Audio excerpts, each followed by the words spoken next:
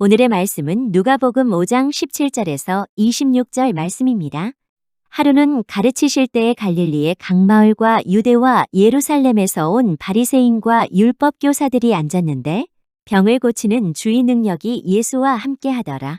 한 중풍병자를 사람들이 침상에 메고 와서 예수 앞에 들여놓고자 하였으나 무리 때문에 메고 들어갈 길을 얻지 못한지라 지붕에 올라아가 기와를 벗기고 병자를 침상째 무리 가운데로 예수 앞에 달아내리니 예수께서 그들의 믿음을 보시고 이르시되 이 사람아 내 죄 사함을 받았느니라 하시니 서기관과 바리새인들이 생각하여 이르되 이 신성 모독하는 자가 누구냐 오직 하나님 외에 누가 능히 죄를 사하겠느냐.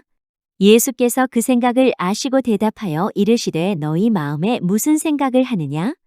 내 죄사함을 받았느니라 하는 말과 일어나 걸어가라 하는 말이 어느 것이 쉽겠느냐. 그러나 인자가 땅에서 죄를 사하는 권세가 있는 줄을 너희로 알게 하리라 하시고 중풍병자에게 말씀하시되 내가 내게 이르노니 일어나 내 침상을 가지고 집으로 가라 하시매 그 사람이 그들 앞에서 곧 일어나 그 누웠던 것을 가지고 하나님께 영광을 돌리며 자기 집으로 돌아가니 모든 사람이 놀라 하나님께 영광을 돌리며 심히 두려워하여 이르되 오늘 우리가 놀라운 일을 보았다 하니라. 아멘. 언제나 나는 하나님의 자녀다, 주님의 사랑받는 자녀다 라는 믿음과 확신을 가지고 우리의 삶 가운데 하나님의 약속의 말씀을 현실화해내는 축복의 사람들, 믿음의 사람들 되시기를 주님의 이름으로 간절히 소원합니다. 믿음이 있으면 그래서 우리의 삶 가운데 반드시 사건이 나타난다, 하나님의 역사가 이루어진다. 여러분 이것을 믿으시기 바랍니다. 믿음은 그냥 우리 마음속에 어떤 위로와 용기와 이런 힘을 주는 감정이 아닙니다. 믿음은 무엇인가? 하나님을 신뢰하기 때문에 하나님이 우리의 삶 가운데 역사하시고 하나님의 말씀이 우리 삶 가운데 현실화되게 만드는 능력이고 힘이 바로 믿음인 줄 믿습니다.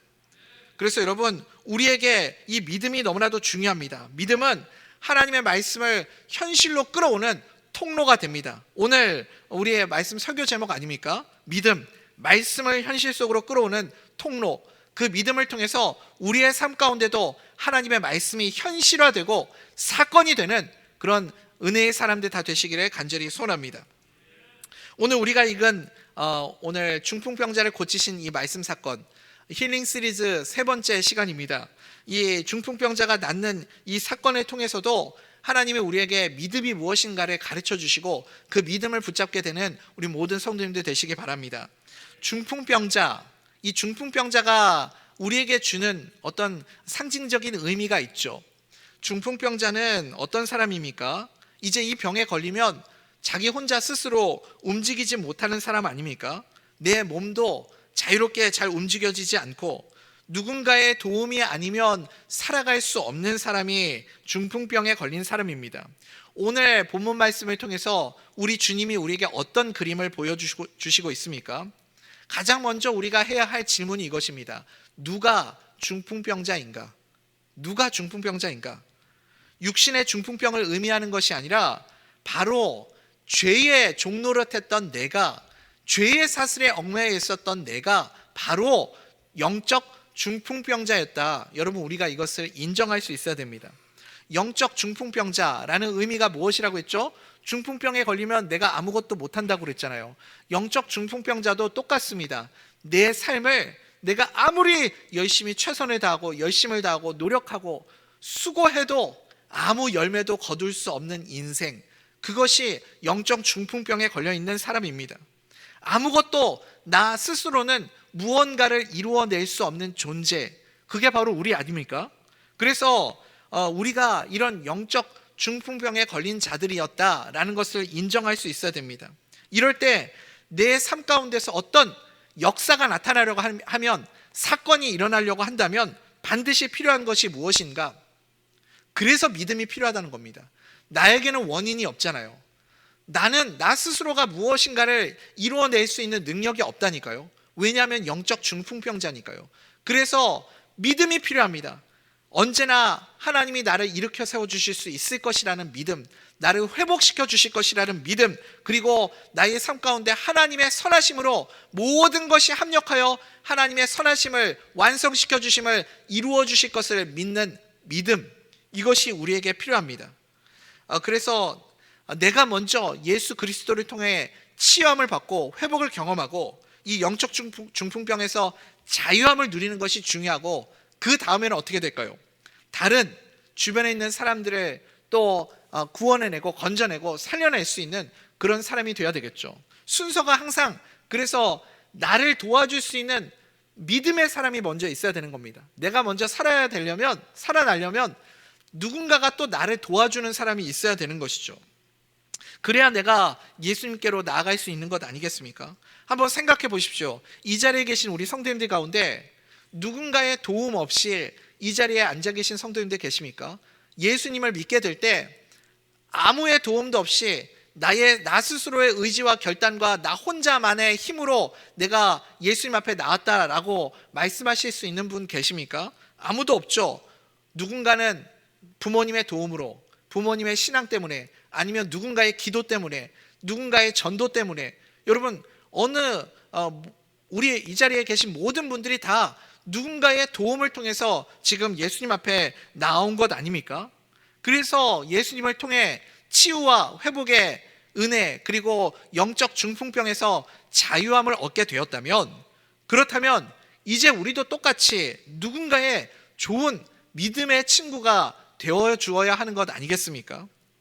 그래서 여러분, 우리 주변에 아직도 이 영적 중풍병에 걸려 있는 또 다른 누군가를 예수님께로 데리고 나올 수 있는 그런 믿음의 사람들 될 수 있기를 간절히 소원합니다. 오늘 본문에도 이 중풍병에 걸려 있는 사람을 예수님께로 인도해낸 이 중풍병자의 친구들이 있죠. 그래서 여러분 주변에 예수님을 믿는 사람들이 있다는 게 얼마나 큰 축복인지, 얼마나 큰 은혜인지 여러분 꼭 이것을 기억하시기 바랍니다. 그게 엄청난 자산이고 복이라는 걸 우리가 잘 모르고 살아갈 때가 있습니다. 이제 다음 주 주일에 우리가 새생명 행복축제 1차 작정의 날이 다가오고 있습니다. 여러분, 1차 작정의 날, 여러분 작정할 영혼들을 마음에 품고 계십니까?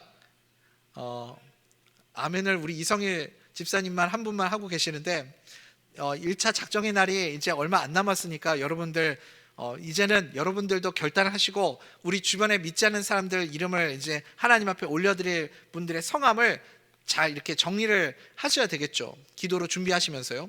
그런데 어떤 분들, 가끔 우리 성도님들 가운데 저한테 이렇게 하소연 하시는 분들 계세요. 우리 대전명석교회가 1년에 2번씩 이렇게 새생명 행복축제를 하다 보니까 신앙생활을 한 10년, 20년, 30년 이 정도 하고 나면 이제 주변에 전도할 사람이 없는 거예요. 그래서 저한테 뭐라고 그러냐면, 목사님, 내 주변엔 다 예수 믿는 사람밖에 없어요. 이젠 전도하려고 해도 눈 씻고 찾아봐도 전도할 사람이 하나도 없어요. 내 주변엔 다 예수 믿는 사람밖에 없어요. 친척도 가족도 다 예수 믿어요. 이렇게 얘기하시는 분이 있어요. 제가 보면 그분이 제일 축복받은 분이에요. 얼마나 은혜가 넘치는 분입니까? 하나님이 그 영혼을 너무나도 사랑하셔서 그래서 주변에 있는 모든 사람들을 다 예수 믿게 만든 거 아닙니까? 왜요? 그 사람들을 통해서 나를 도우시려고요. 나에게 은혜와 복을 부어주시려고 하나님이 내 주변에 있는 모든 사람들을 다 예수 믿는 사람으로 만들어 주신 겁니다. 그러니 여러분, 내가 하나님의 은혜와 복을 받는 그 축복의 사람이 되기 위해서 뭘 해야 되냐면, 내 주변에 있는 사람들이 다 예수 믿는 사람들로 만드시기 바랍니다. 그게 하나님의 지혜를 가진 사람이죠. 내 주변에 있는 사람들이 다 예수 믿으면, 그러면 그 사람들을 통해서 하나님의 은혜와 복이 내게로 들어오게 될 줄 믿습니다. 교회적인 차원에서 보면요, 우리 교회가 그런 교회가 되었으면 좋겠어요. 이 북대전 지역에 송강동, 관평동, 신탄진 이 북대전 지역의 전체에 예수님을 모르는 사람이 한 사람도 없는 그런 땅이 되었으면 좋겠습니다. 북대전 땅의 성시화를 이루는 꿈, 그 꿈을 이루어가는 우리 교회가 되기를 간절히 소원합니다. 그래서 우리 대전 명석교회 때문에 북대전 땅이 복받는 땅 되고, 북대전 땅이 하나님을 제일 사랑하는 땅, 하나님을 제일 사랑하는 백성들이 사는 그런 지역, 하나님을 제일 뜨겁게 예배하는 그런 지역이 되어서 하나님의 은혜와 복이 북대전에 넘치는 그런 은총이 있는 땅 되기를 간절히 소원합니다. 그러니까 그런 측면에서 보면요, 이 중풍병에 걸려있는 오늘 말씀의 주인공이요, 이 사람에게 믿음의 친구들이 있다는 것이 얼마나 큰 자산인지 모릅니다. 최고의 자산이 되는 거죠. 사실상 이 중풍병자는 예수님께 나아가고 싶어도 나아갈 수 있는 방법이 없습니다. 내가 내 몸을 가눌 수가 없잖아요. 어느 날 우리 동네에 예수님이 오신다는 소식을 들었습니다. 예수님이라면 내 병을 능히 고치실 수 있는 분이시고, 아니 내가 이 몸이 마비되어 있는 이 중풍병에서 회복될 수 있는 유일한 길은 예수님밖에 없구나 라는 것을 아마 이 사람은 알았을 겁니다. 그런데 문제는 뭐예요? 예수님께 갈 수 있는 방법이 없잖아요. 그런데 이 주변에 믿음의 친구들이 있다는 것이 얼마나 큰 은혜입니까? 이 중풍병자를 친구들이 침상에 눕히고 넷이서 들고선 예수님께 나아가려고 했습니다. 예수님 앞에 갔습니다. 예수님이 계시는 집으로 들어가려고 했는데 빈틈이 없는 거예요. 들어갈 방법이 없었습니다. 그래서 어떤 방법을 선택합니까? 우리 19절 말씀 한번 읽어볼까요? 시작. 무리 때문에 메고 들어갈 길을 얻지 못한지라 지붕에 올라가 기와를 벗기고 병자를 침상째 무리 가운데로 예수 앞에 달아내리니. 아멘. 아멘. 저는 이 친구들이요, 이 친구들이 정말 결단력이 대단하다라는 생각이 들었습니다. 어떻게 이렇게 과감하게 지붕을 뚫고 거기다가 줄을 달아가지고 친구를 침상에 매서 예수님께로 끌어내릴 그런 생각을 할 수 있었을까요? 여러분, 우리가요 이렇게 인생을 살아가면서요 막막하고 답답한 순간들이 있죠. 인생의 길이 보이지 않을 때 발상의 전환, 하나님의 지혜가 우리 가운데도 필요합니다. 성령님이 주시는 지혜, 이것이 문제를 풀어내는 능력 아닙니까? 우리가 매월 첫째 날, 그러니까 월상 예배 드릴 때마다 잠언 말씀을 함께 나누고 있습니다. 지혜의 말씀, 잠언 말씀. 이 지혜라는 원래의 뜻이 무엇이냐면 문제를 풀어내는 능력입니다. 문제를 풀어내는 능력이 지혜예요. 그러니 우리 모두에게 이 지혜가 필요하죠. 지혜는 누구에게서부터 오는 것입니까? 하나님에게서부터 오는 거예요. 하나님의 지혜. 그래서 성령님의 지혜가 우리 가운데 있을 때 우리 인생 가운데 보이지 않던 새로운 길이 보이게 되는 것 아니겠습니까? 이 친구들도 마찬가지입니다. 저는 분명히 성령님께서 이 친구들에게 지혜를 주셨다라고 생각합니다. 그래서 아무도 생각해 보지 않았던 새로운 길, 지붕을 뚫고 지붕길을 열어서 그래서 그 친구를 예수님께로 인도해내고 있습니다. 성경에 보면 바닷길도 있고 광야길도 있는데 지붕길이 나오는 건 오늘 본문이 처음 나오는 것이죠. 그래서 여러분, 우리의 삶 가운데도 이런 지붕길을 열어내는 하나님의 지혜로 살아가는 축복의 사람들 다 되시기를 간절히 소원합니다. 예수님께서는 이 친구들이 지붕을 뚫고 친구를 줄에 달아서 예수님께로 끌어내린 이 행동을 무엇으로 보셨는가? 믿음의 행동이다. 이것이 믿음이다. 이렇게 여겨주셨습니다. 우리 20절 말씀 한번 읽어볼까요? 시작. 예수께서 그들의 믿음을 보시고 이르시되 이 사람아 내 죄의 사함을 받았느니라 하시니. 아멘. 이 말씀을 읽으시면서 아마 어떤 분들은 조금 아무리 해도 그렇지 어떻게 남의 집 지붕을 뚫어가지고 이렇게 사람을 내릴 생각을 해. 이거는 좀 선 넘었다. 이거는 좀 과도했다. 지나쳤다. 이렇게 생각하시는 분들도 계실지도 모르겠어요.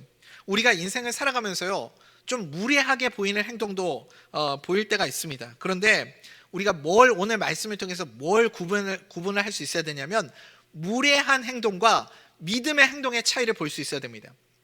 무례한 행동과 믿음의 행동의 차이가 무엇인가? 이것을 잘 구별해야 되는데, 인생을 살면서 어느 곳에서도 인생의 답을 찾을 수 없을 때 예수님만이 내 삶의 유일한 답이라고 판단이 될 때는 여러분 무조건 망설이지 말고 예수님 앞에 나오시기 바랍니다.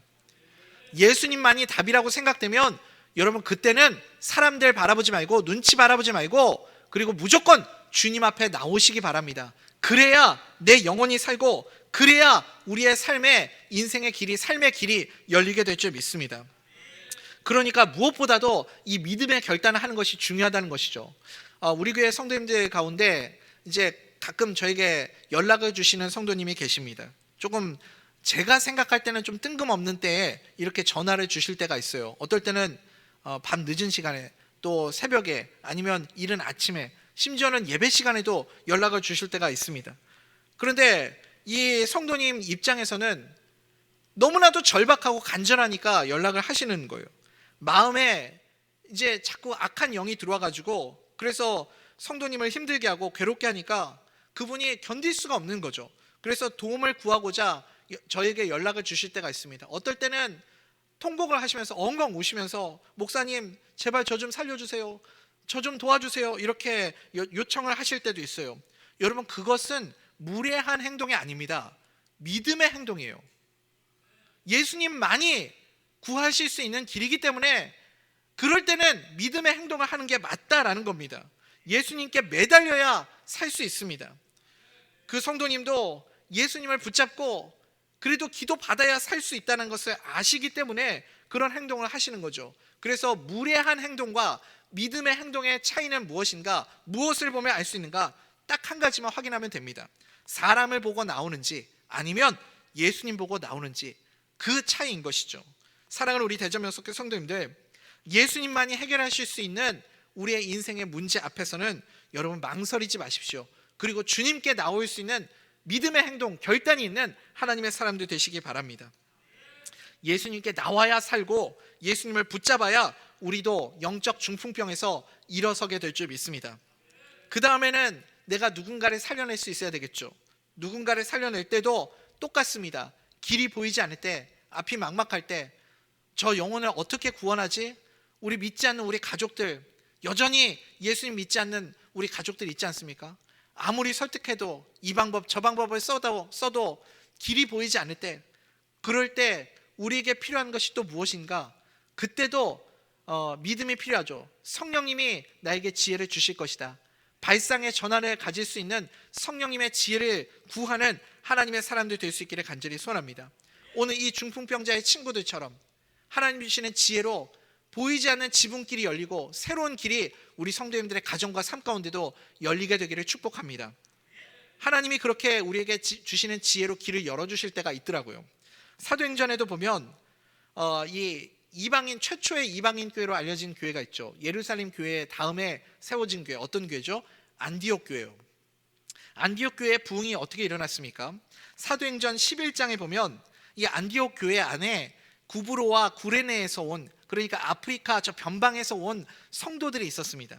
그곳에 성도들이 복음을 전하고 전도를 하고 있는데 가만히 보니까 전도를 누구에게만 하고 있느냐? 유대인들에게만 복음을 전하고 있더라는 거죠. 유대인들은 아무래도 구약 성경을 잘 알고 있으니까 성경의 배경 지식을 잘 알고 있는 그들에게 복음을 전하는 것이 훨씬 효과적이라고 생각을 했던 것 같습니다. 그러다 보니까 유대인들에게만 전도를 하는 거죠. 이 구레네에서 온, 구브로와 구레네에서 온 이 성도들이 그래서 제안을 한 가지를 했습니다. 우리가 유대인들에게만 복음을 전하는 것이 아니라 여기 헬라인들, 이방인들에게도 복음을 한번 전해보면 어떻겠습니까? 한 번도 지금까지 그렇게 전도를 해본 적이 없는 것이죠. 그런데 그 제안을 수락했습니다.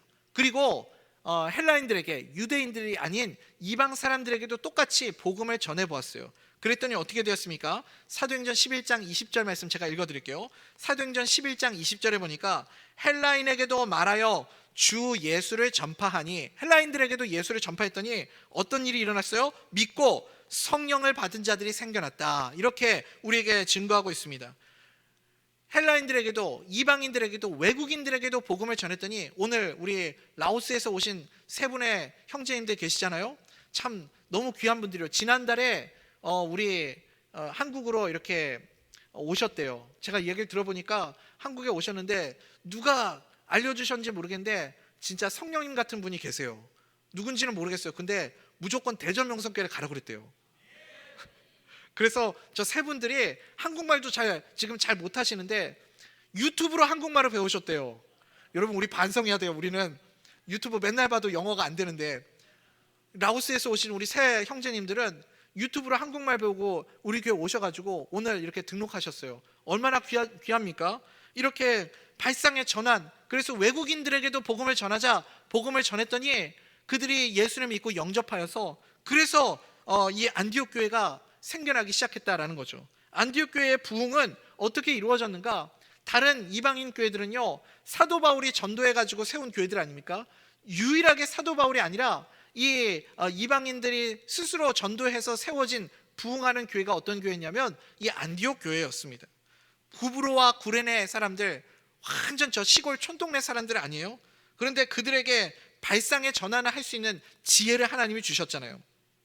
성령님이 주신 지혜로 없던 길을 열어낸 것 아닙니까? 제가 가만히 보면요, 이렇게 어떤 분야든지 뛰어난 인재는 어디서 나오느냐? 항상 변방에서 나오더라고요. 변방에서 생각지 못했던 그런 전혀 의외의 장소에서 뛰어난 인재들이 나오는 것을 봅니다. 왜 그런가 제가 가만히 생각해 보니까요, 그 사람들은 어떤 틀에 얽매여 있지는 않잖아요. 생각의 자유로움, 이게 굉장히 중요하다는 거죠. 그럴 때 그 하나님이 주시는 지혜로 새로운 인생의 길을 열어내는 그런 축복의 사람으로 쓰임받는 것을 보게 됩니다. 지금 중풍병자의 친구들도 마찬가지 아닙니까? 누가 감히 지붕을 뚫을 생각을 했겠습니까? 믿음을 가진 친구들에게 하나님이 이런 지혜를 주셨습니다. 예수님께로 비집고 들어갈 틈이 없으니까, 그래서 길이 없으니까 안 되겠다, 포기하자, 그런 것이 아니죠. 지붕길을 생각해내지 않습니까? 우리에게도 이런 지혜가 있기를 간절히 소원합니다. 포기하는 것이 아니라 성령님이 주시는 지혜로 없던 길을 만들어낼 수 있는 광야의 길을, 사막의 강물을 내는 하나님의 사람들 되시기를 축복합니다. 우리가 이번 새생명 행복축제에도 이런 지혜를 우리가 구해야 되겠죠. 늘 해오던 것들, 해오던 패턴대로 그렇게 늘 해오던 것을 답습하는 것이 아니라 발상의 전환들이 좀 이루어졌으면 좋겠습니다. 새로운 지혜를 하나님께서 우리에게 주셔서 이전에 가보지 못했던 새로운 길로, 새로운 은혜로 우리 대전 명석길을 이끌어 주시기를 간절히 소원합니다. 지난주에 우리 전도위원회에서 여러분들 건빵 나눠드렸잖아요. 건빵 다 받으셨죠? 어떻게 하셨어요? 그거 드시지 말라고 그랬더니 혹시 드신 분들 계십니까? 못 참고? 목사님 너무 맛있었어요. 그러면 여러분들도 건빵 좀 그 전도 용품들이 참 많이 필요한데, 우리 전도위원회 진짜 훌륭하신 분들이에요. 늘 빚진 마음을 가지고 제가 그렇게 있는데, 우리 전도위원회 분들은 진짜 훌륭하신 게 뭐냐면 자비량으로 전도를 하세요. 본인들이 헌금해서 본인들이 전도용품 사서 그걸 가지고 또 전도를 하시더라고요.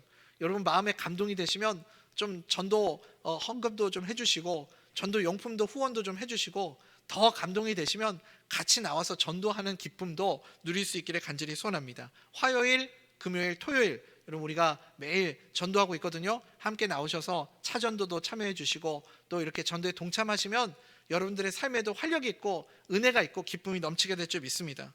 건빵 전도 드셨는지 모르겠지만 얼마나 신선합니까? 얼마나 새롭습니까? 이런 신선하고 좋은 발상의 전환들이 우리에게 계속해서 필요하다는 생각이 듭니다. 그래서 여러분, 교회에서 우리가 뭔가를 하자 이럴 때는 여러분 어떤 사람이 되어야 되냐면 적어도 나는 방해꾼 되면 안 됩니다. 내가 후원자가 되고 돕는 자는 못 되더라도 방해꾼은 되면 안 되겠죠. 우리 교회는 지금까지 이런 거 한 번도 해본 적 없습니다. 한 번도 우리 교회는 이런 거 한 적 없습니다. 우리 교회는 그런 교회 아닙니다. 여러분, 그렇게 방해꾼 되면 안 되고요. 우리가 마귀의 종로를 타는 거 빼고는 무조건 다 해봐야 되는 거 아닙니까? 그러니까 다 해보자는 거예요. 다 해보고 나서 실패하면 안 하면 되는 거죠. 일단은 자꾸 시도를 해봐야, 그래야 새로운 길도 찾게 되는 건 아니겠습니까? 무조건 안 된다고 덮어놓는 것이 아니라 어디에서 창의적인 하나님의 지혜가 나오겠습니까? 이렇게 새롭게 도전할 때, 하나님이 주시는 지혜를 가지고 새로운 길을 열어낼 때 하나님께서 우리에게도 그렇게 길을 보여주시고 함께해 주실 줄 믿습니다. 2006년도에 2026년도죠. 2006년도는 20년 전이고 2026년도에도 우리가 사역계획을 준비하고 있는데, 이런 발상의 전환으로 새로운 아이디어들로 우리가 새로운 것들을 또 준비하고 하게 될 때, 여러분들 이건 우리 교회에서 해본 적 없으니까 하지 맙시다, 이런 건 하면 안 됩니다, 우리 교회는 이런 거 안 하는 교회입니다, 그런 것이 아니라 해봅시다, 도전해 봅시다. 새로운 길로, 새로운 역사로 하나님이 우리를 인도해 주실 줄 믿습니다. 지붕길을 열어낼 수 있는 지혜로운 축복의 사람들 되시기를 간절히 소원합니다. 그래서 나만 예수님께 가면 안 되겠죠.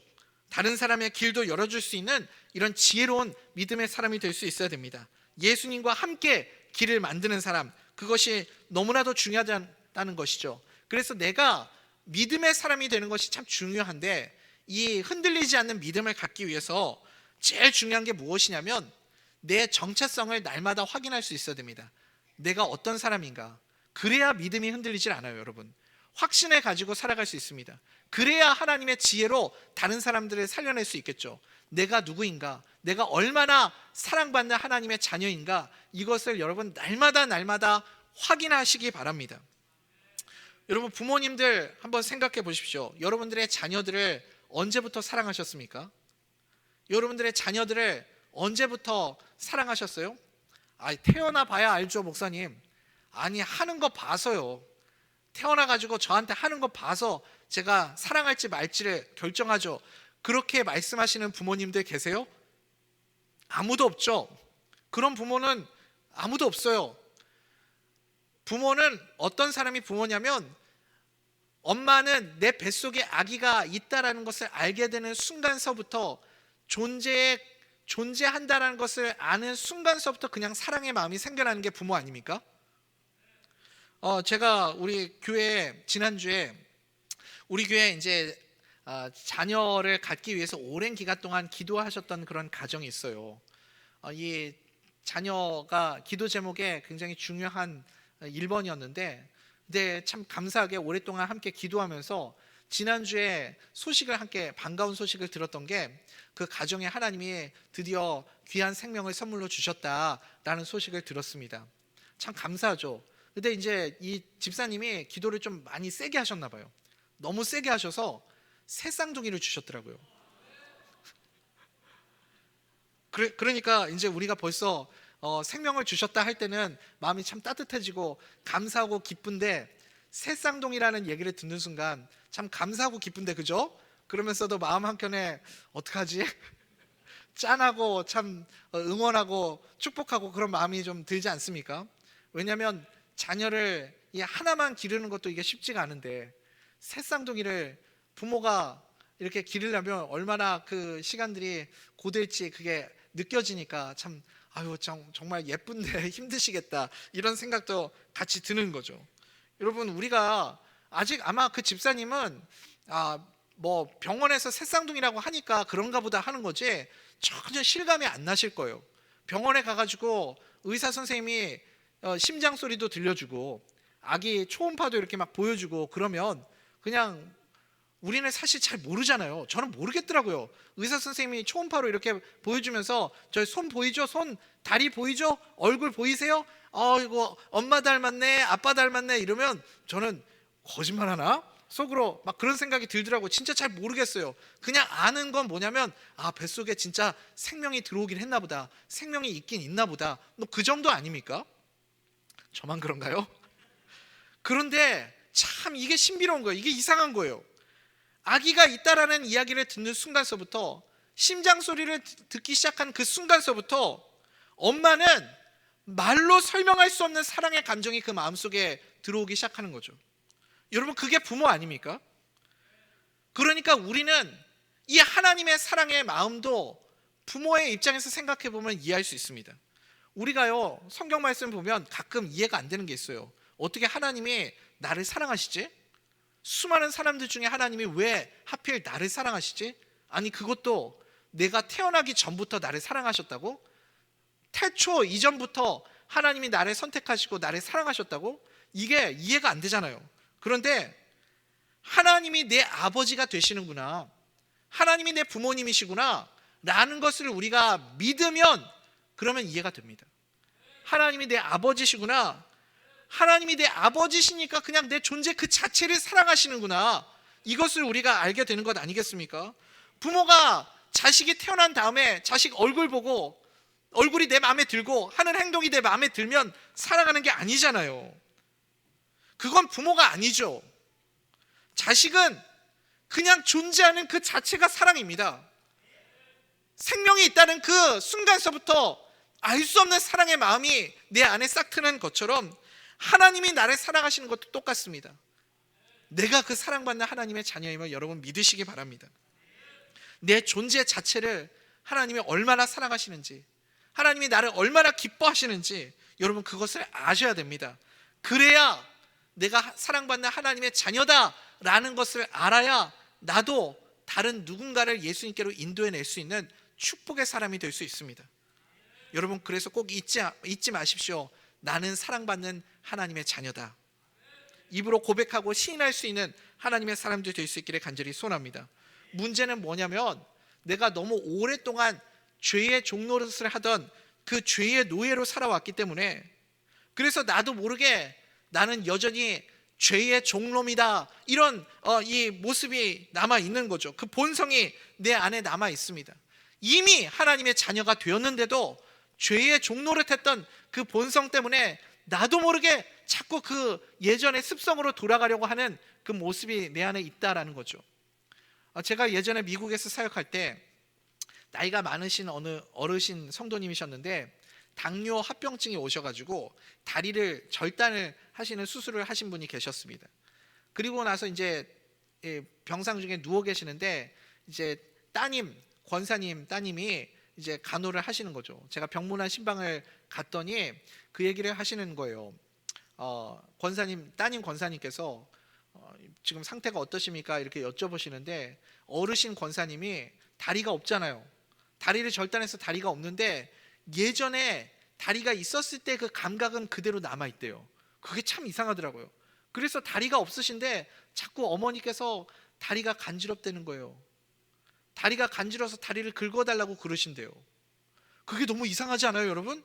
다리가 없는데 감각은 있다는 거죠. 우리가 그렇다고요. 우리가 이미 하나님의 자녀가 되었는데도요, 내 그 죄의 종노릇하던 본성이 징글징글하게 내 안에 남아있어서 이미 하나님의 자녀가 되었음에도 불구하고 자꾸 나도 모르게 죄의 종노릇을 하려고 하는 그런 모습들이, 습성들이 남아있습니다. 그래서요, 날마다 확인해야 됩니다.